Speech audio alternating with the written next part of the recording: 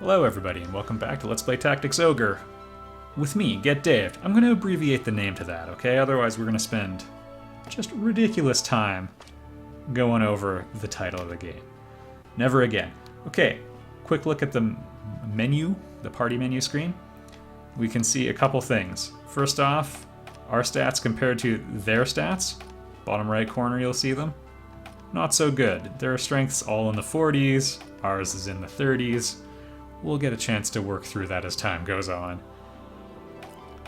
The left side is your base stats, the right side is after your equipment goes on, so all your different equipment pieces will increment. Equipment is tied to level, so we could maybe buy someday a really nice, fancy, strong sword, but in this game, the upgrades aren't super obvious. A lot of the time, okay, it'll be stronger, but it won't give you that strength plus 2 bonus, or it'll be a bit slower, or things like that. So there's a lot of nuance to picking your equipment very carefully. A lot of the time, newer equipment's heavier, so you go slower, and we don't want that. Anyway, we got some skill points at the end of last time. Denim has a skill slot, but no skills to assign to it. And we know nothing, so there's nothing to assign. So let's spend some of those 85 skill points, and we're gonna go for one-handed swords on Denim. This is a pretty long-term commitment if you want the maximum value out of it. So I think we're gonna start right away. Yeah, that's what's best for him. So we learn swords one-handed. As he uses this, it'll slowly rank up and it can become level 2, or rank 2 I should say. Right now he has no experience points in it, but as he one-handed swords people, his skills will increase in that. You want to get somebody's primary weapon sorted out right away. You can see Vice already has 1.3 experience points. That one's got some math that I would encourage you not to bother about too much. And counterattack, which is really good. The higher the counterattack rank, the more often it will happen. Divine Magic is what's letting Kachua use magic, and that's a good thing. And then, I mean, she's probably never going to hit anyone with a cudgel. As you rank up, your damage will go up, all sorts of things will go up. I mean, you just want all the numbers to be high in this game. This is the magic she's learned. These are like normally items you buy and then use them on a character, and they have different level requirements as well. And I think we'll leave that at that for now. Note the disparity in strength values. It's very important. We'll close that gap eventually. And now, to the American passageway. Got ourselves a knight.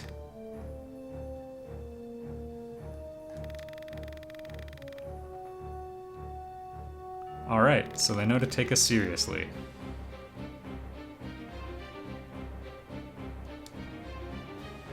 It would be pretty badass if we were to sack this castle successfully. Most missions that are story related, I mean, often wiping out all enemies is your task, but a lot of the time you can just go for the leader. It's something worth considering. Usually picking off the weak or high damage dealing enemies, or the healer if it's an issue, is your primary strategy, but it doesn't have to be. Yeah, might as well go for it.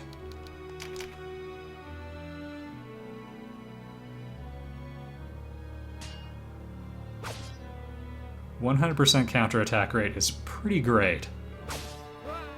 How do you do it, Lancelot? He's just remarkably powerful. So we haven't talked about it, but there's this. Interlopers! You mind your tongue.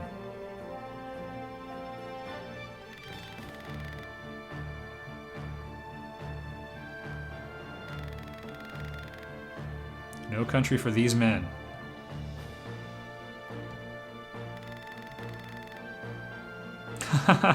Shut your mouth, Canopus.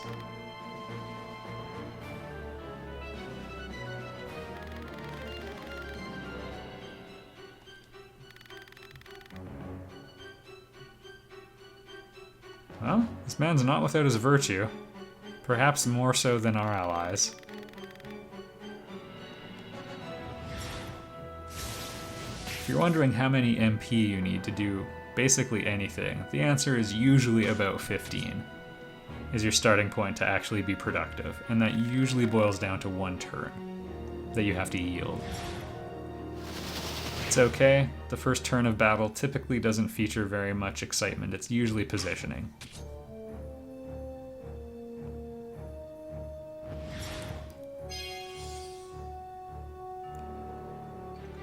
Heal does not require line of sight, most spells do, so you can accidentally hit your own people. Okay, we've got ourselves a tarot card on the field.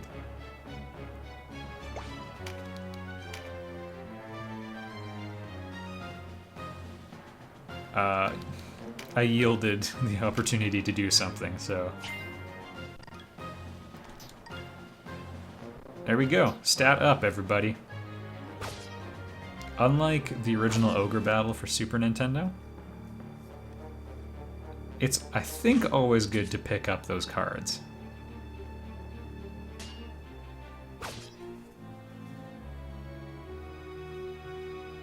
Man. The maximum damage it will show is whatever the killing value is for your target. But yeah, Lancelot's capable of doing hundreds of damage. So he's not this Black Knight we're worried about, but he's pretty tough on his own merits. And Canopus is carrying a one-handed bow and a one-handed sword, so he can do all sorts of shenanigans that I'm appreciating right now.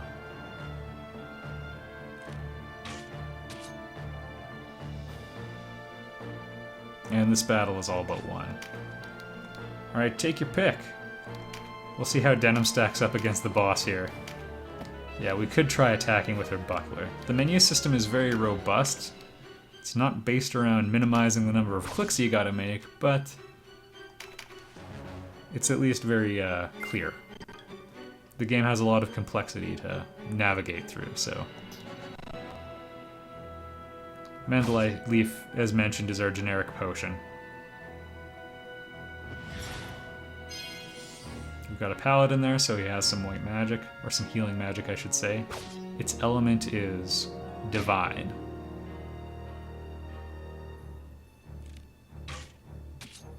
Goodbye, Martine. There is some randomness at like every element of this game, but on the damage value. It's not like Final Fantasy Tactics where it perfectly reports the damage in most cases.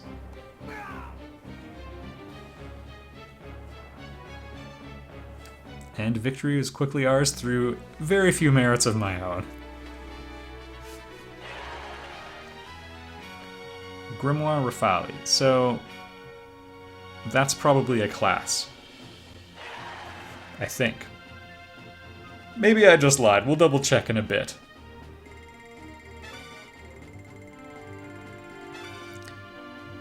Eonote experiences generally shared quite evenly. There's only a very slight bias if you have extra characters from the same class. So, food for thought.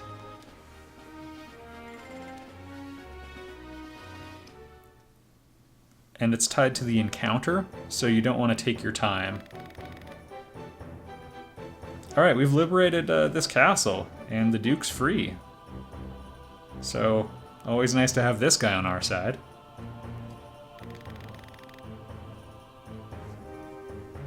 Yeah, he's got some people among his people that are willing to help him. The Great Father.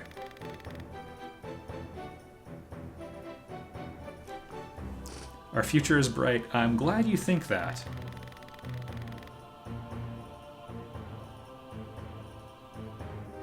Alright, so we're gathering a little resistance force here.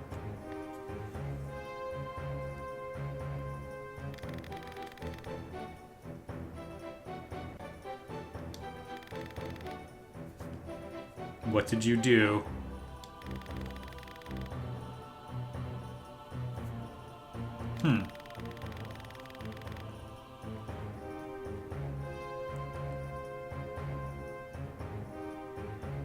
So these are, pardon me for the chair creaks, events from Ogre Battle. I'm not going to elaborate on it too much, but indeed, this is tying in with the continuity of a different game.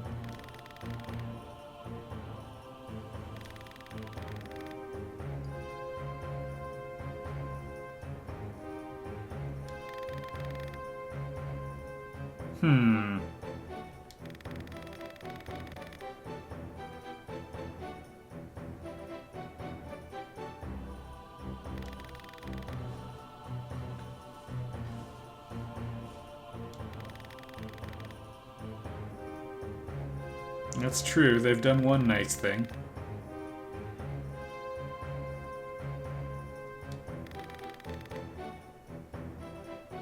Good enough for now.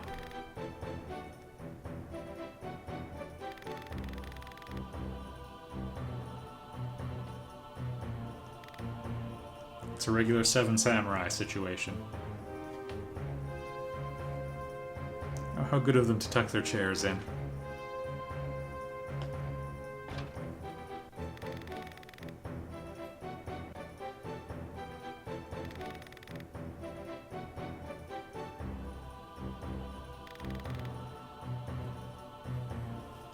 I believe that's what we saw at the beginning.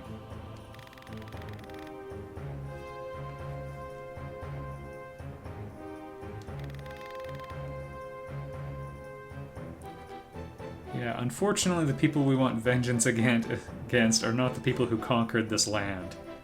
We're in a tough situation.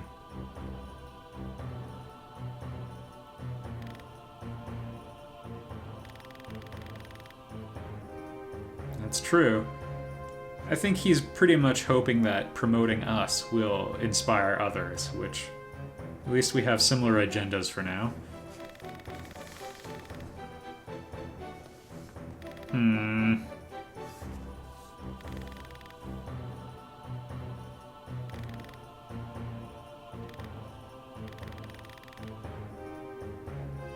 Oh!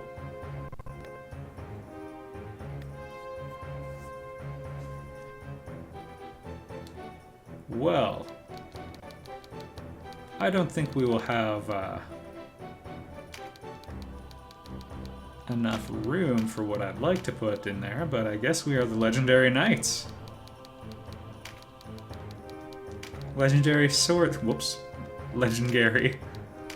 This is my friend Gary, the legend.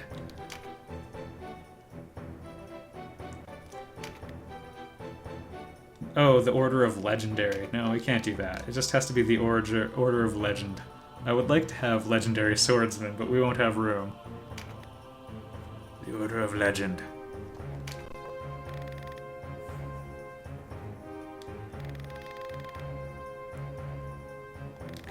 Based on your naming skills, you'll go far. Alright, Crisaro to the southwest. Oh goodness. So, this is a side quest I think he's describing. It's trouble.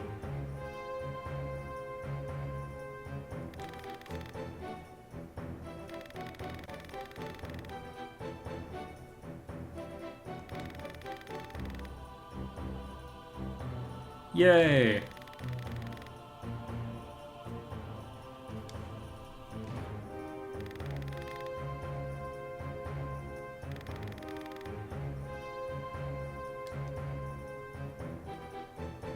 And now we're finally commanders of something.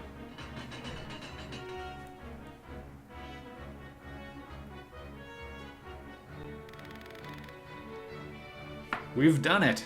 Also, 30,000 goth is as much as it sounds like. It's a lot. 5,000 would have been, from one point of view, a reasonable starting amount.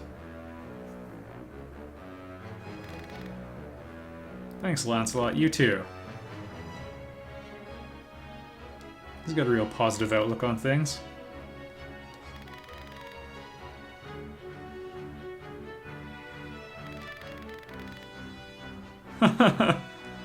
I suppose so. He's got a very dry sense of humor. Must be Finnish.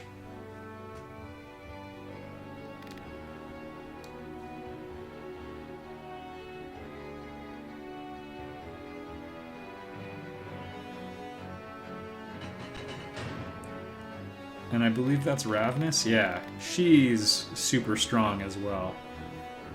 The case could be made that she's the second strongest character in the game based on that one stat I was referring to earlier, the RT stat. She's very quick.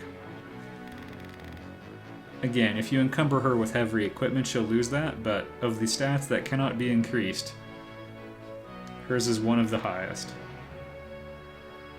Her design is also based on Agrias.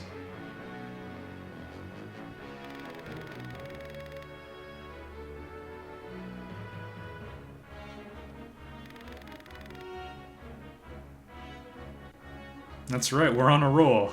In a matter of speaking. Rode on the shoulders of giants. Oh, so interesting. We did have a different force helping out.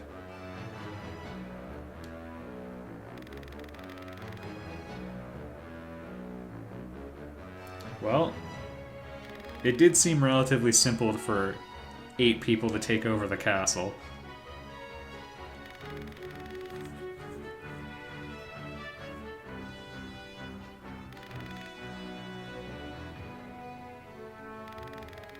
Wow. No vice doesn't want to be used here, I guess. That's also simultaneously cynical and badass for her. Become a hero if you want to be considered one.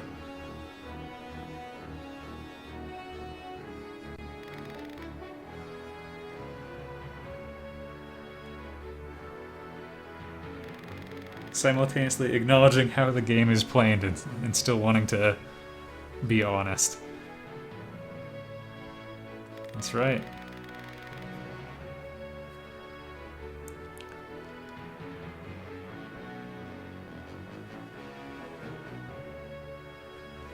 Alright, they really want us to get equipment.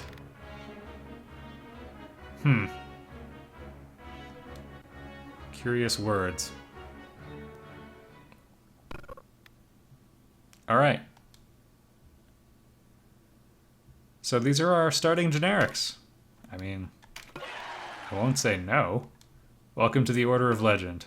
I kind of wanted to call us the Order of No Quarter, but...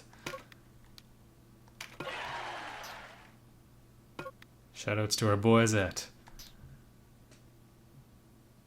Yacht Club Games. They're the people who made Shovel Knight, featuring the Order of No Quarter. You can see his terrible strength modifiers, but a lot of it's actually due to his weapons. All of these characters are coming from classes that we can recruit fairly inexpensively. Alright. A Rune Fencer, by the way, is a male Valkyrie. They're the same class, just named differently. Yep. Oh yeah, we'll worry about those later. Don't worry about finishing moves, everybody. Alright. Hello, young master. Actually, you know what? We're gonna do this in a slightly different order. So we've got ourselves the following classes at the following levels. So any warrior we have will be level 3. So special thanks to Denim and Vice for getting them there. All of these other classes, this is the same as Valkyrie as discussed. I don't think we have any knights, but we'll get them soon enough. And berserkers are... I'm not sure if we can have one of those right away. We'll get one soon enough, I think. And in a worst case scenario, we could make Kane one by giving him a mark. So I just wanted to get you acquainted with what we've got. They also all have decent enough starting equipment. You can sort by all sorts of things. The game has more than enough complexity to give you lots to worry about. Much of the equipment is beyond what we can worry about, except This Gladius is pretty darn good. Also, by pressing select, you can learn about all sorts of things. So, RT is slightly worse for the Gladius, so it's a fair bit stronger. Also note, instead of slashing damage, it's piercing damage, so we've got ourselves a stabber. It's probably worth the upgrade. Also, we have a level 3 hero, so I'm picking up at least one of these. Vice is using fists, so he won't be able to use the bronze knuckles for now, at least. It might be worth picking them up, but you do tend to find a lot of equipment. Two-handed swords. They've certainly got power, as you can see it. The RT is terrible, but it's not as bad as it might at first seem. Shields aren't on this list, but... So if you've got an RT of, let's say, 15 because you're using a buckler, your one-handed sword, when paired with a shield... Oh, whoops, there we go. That's a total of 34, which actually makes the two-handed sword look not nearly as bad in comparison. You can have really nice quick actions coming from these things. So, something to consider, although it is lowering things like agility. You could do some pretty sweet damage with it, though. You also can protect yourself with other weapons in these games. So, if you're holding a spear and someone shoots an arrow at you, if your character is facing it, they might swat it out of the air with their spear by doing some sort of crazy awesome spear defense. So there's many, many layers to the game, as is not unusual for Yasumi Matsuno games. Alright, I'm gonna do a bit of this micromanagement off camera. We'll figure out a good setup, and I'll recap what happens and let you all into the loop. I'll see you all in the next episode.